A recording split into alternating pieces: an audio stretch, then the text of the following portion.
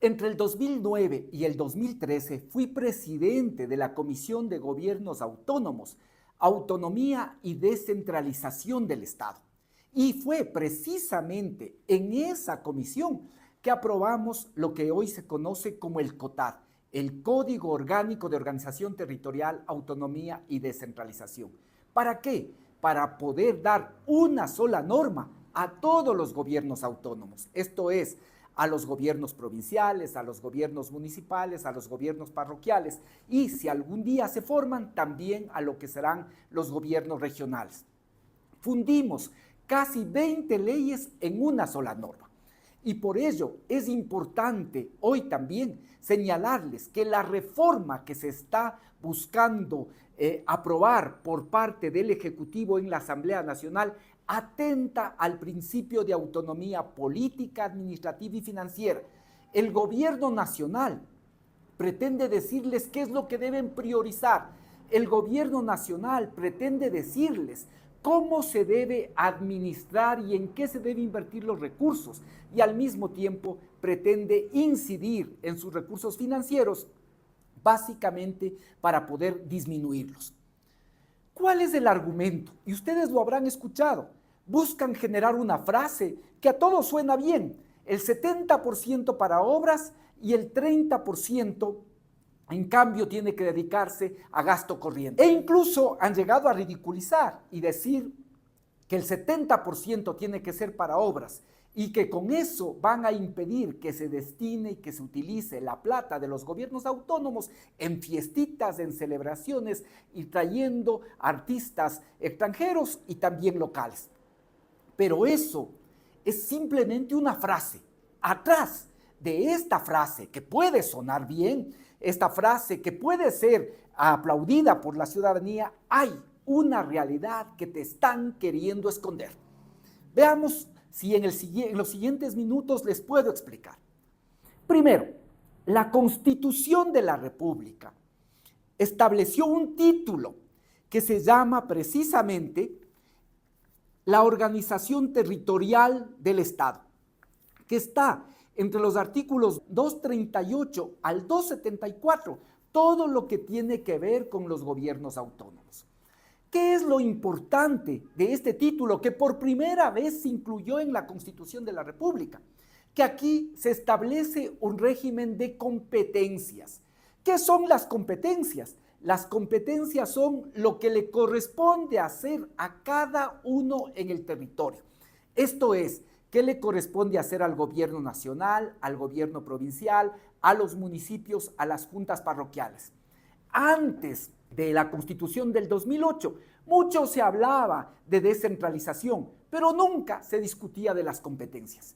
¿Por qué son importantes las competencias? Porque precisamente son estas competencias lo que determina qué hace cada uno, qué hace el gobierno nacional. Por ejemplo, la seguridad es una competencia exclusiva del gobierno nacional. ¿Qué hacen los gobiernos regionales, si es que algún día existen? Los gobiernos provinciales, los municipales, las juntas parroquiales. De igual manera, establece lo que pueden ser competencias concurrentes, es decir, que a todos les corresponde realizar. Por ejemplo, la atención a los grupos prioritarios es una competencia concurrente. De igual forma, la vivienda de interés social es otra competencia concurrente, es decir, que se puede hacer entre varios niveles de gobierno que existen en el Estado. Esto es fundamental que entendamos para poder ahora analizar el proyecto de ley que el 28 de enero envió el presidente de la República con carácter de urgente y que ha sido aprobado en la comisión para primer debate, que va a ser además tratado por vía virtual en primer debate el día sábado de carnaval, un carnavalazo para los gobiernos autónomos, a quienes les quieren enterrar vestidos de morado, así de claro. Y por eso, porque es económico urgente, tiene que ser aprobada hasta el 28 de febrero. Pero esta ley realmente es perjudicial, no para los alcaldes, no para los prefectos, es perjudicial para ustedes. No se dejen llevar con el cuento de que esto solo es para evitar que se hagan fiestitas. Esto es mucho más profundo.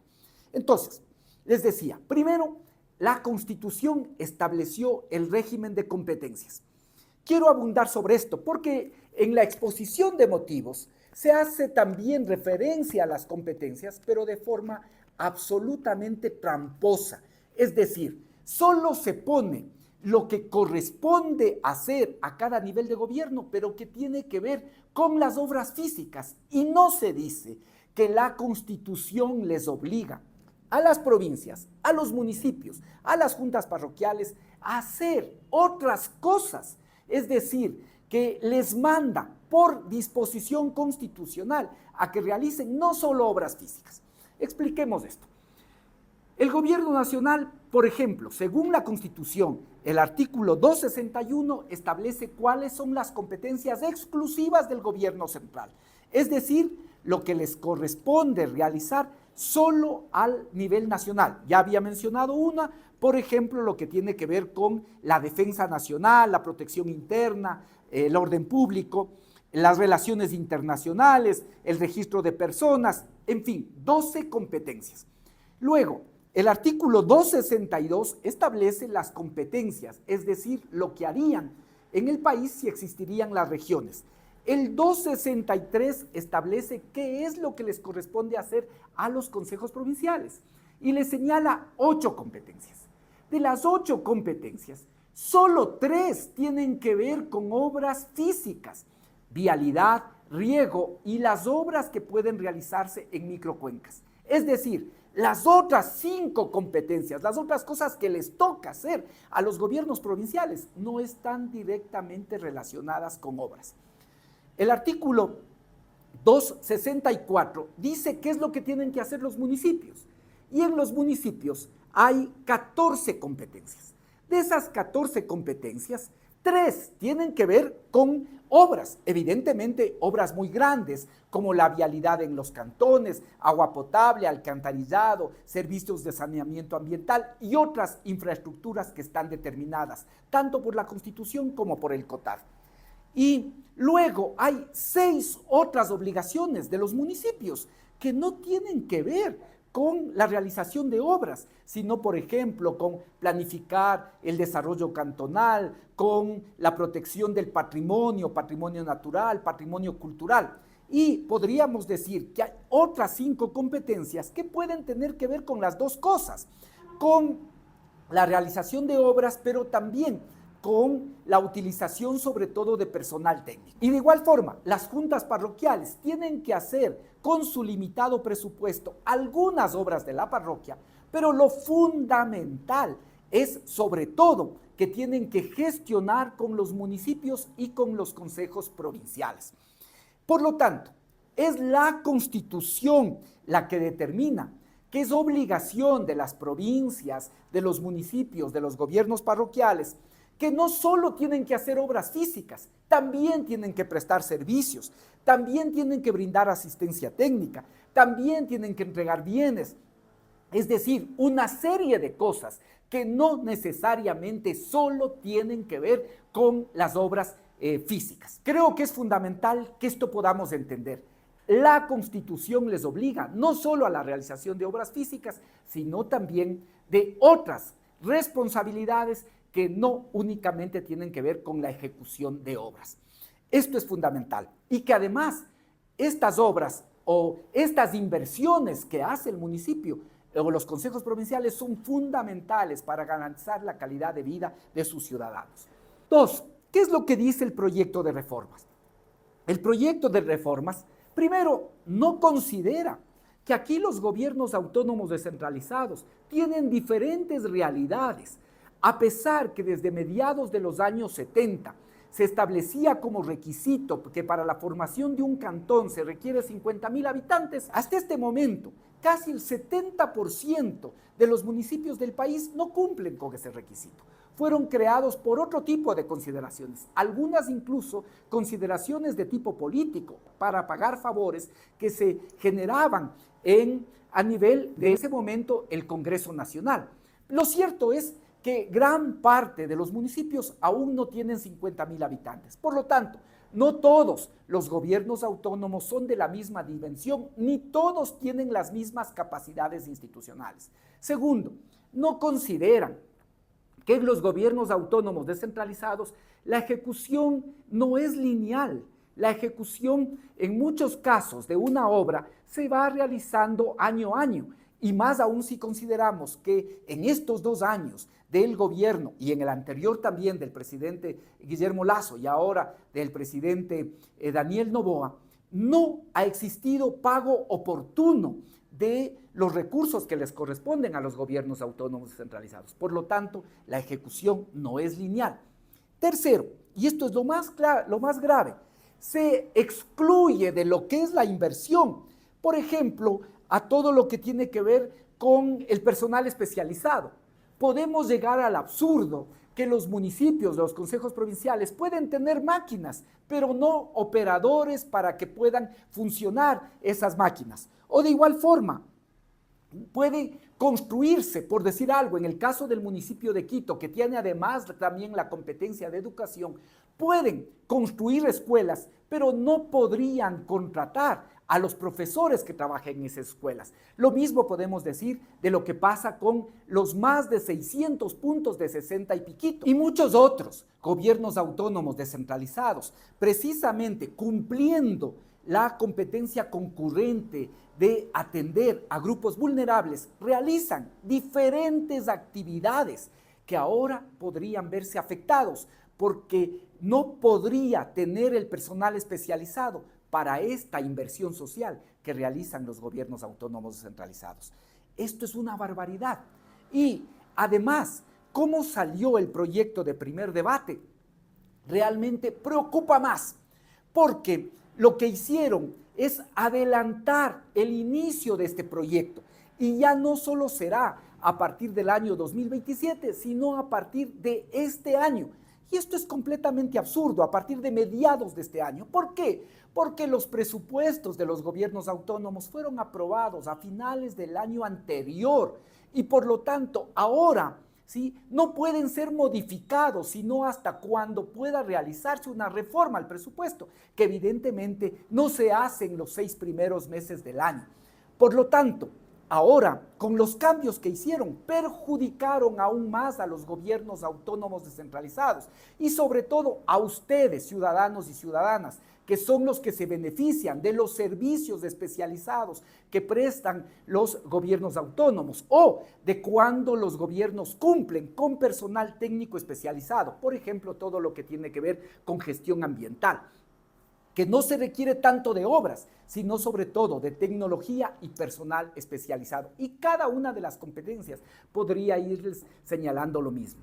De igual manera, en el informe que sale para primer debate, supuestamente atendieron a las juntas parroquiales y las excluyeron de esta norma a las juntas parroquiales. Pero lo que no hicieron y lo que no se dan cuenta es que el papel fundamental de las juntas parroquiales es poder interactuar con los otros niveles de gobierno y gestionar recursos de los consejos provinciales y de los municipios, que con la nueva ley ya no podría trasladarse, ya no podrían tener.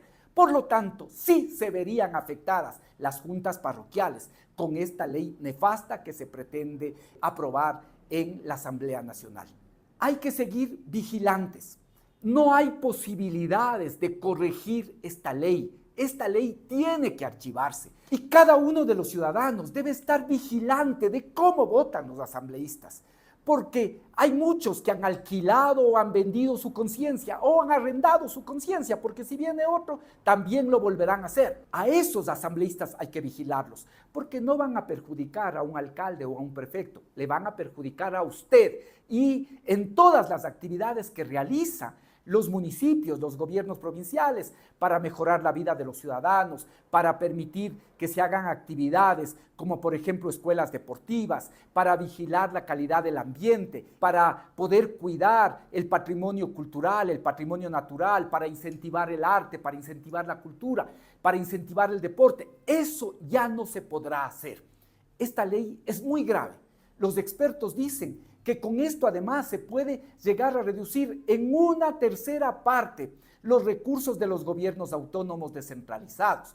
De igual forma, con esto prácticamente se licuaría la deuda que tiene el gobierno central con los gobiernos autónomos descentralizados. Y con ello no se perjudica a las autoridades, se les perjudica a ustedes, ciudadanos y ciudadanas.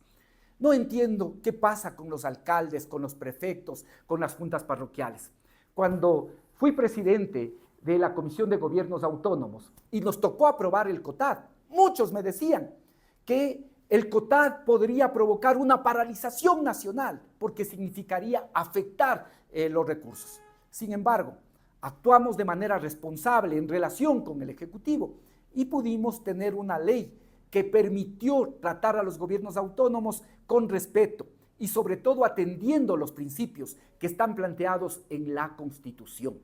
Por ello, no entiendo ahora la posición de alcaldes y prefectos, no entiendo cómo la AME o el CONGOPE, subordinados al gobierno central, están traicionando a sus ciudadanos y ciudadanas.